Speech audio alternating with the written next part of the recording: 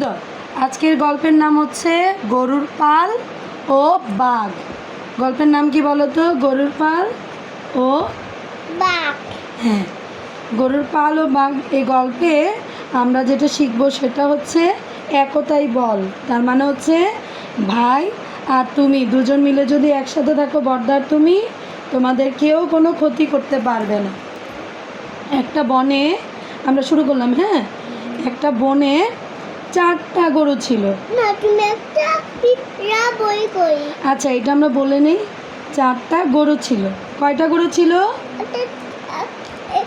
1 2 3 4, 4টা গরু। কয়টা গরু ছিল?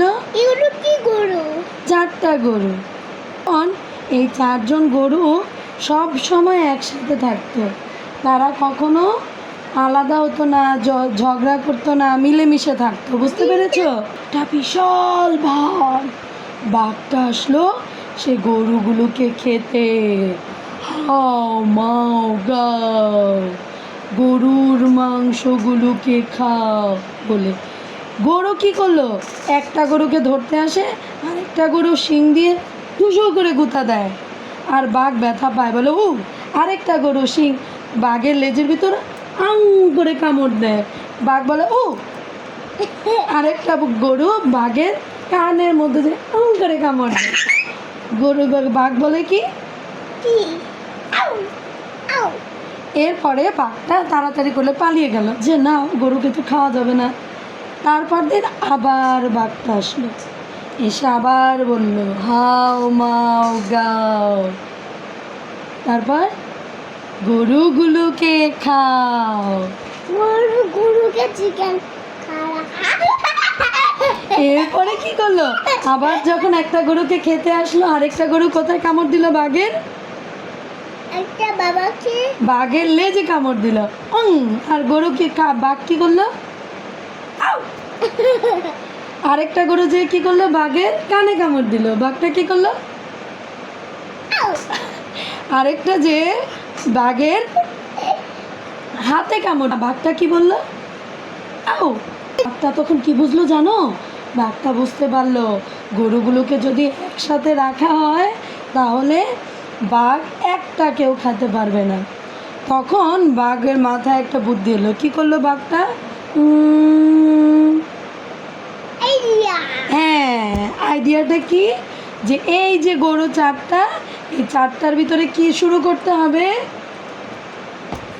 যুদ্ধ শুরু করে দিতে হবে। তাদের ভিতরে ঝগড়া করাতে হবে।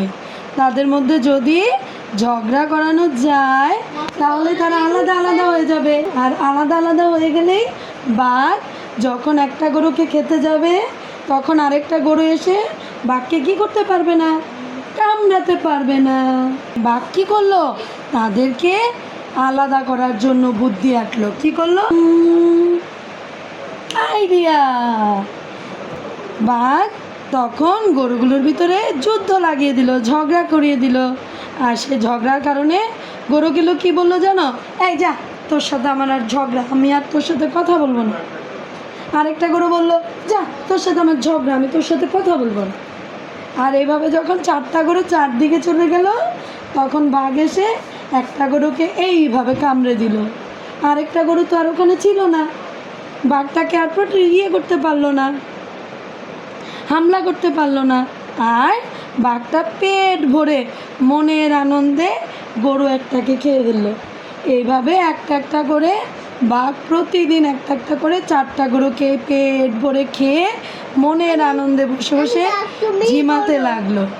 আর গরুগুলো একলা হওয়ার কবলে প্রাণ দিল। তো এখন থেকে সবাই একসাথে থাকবো। সবাই কি করব?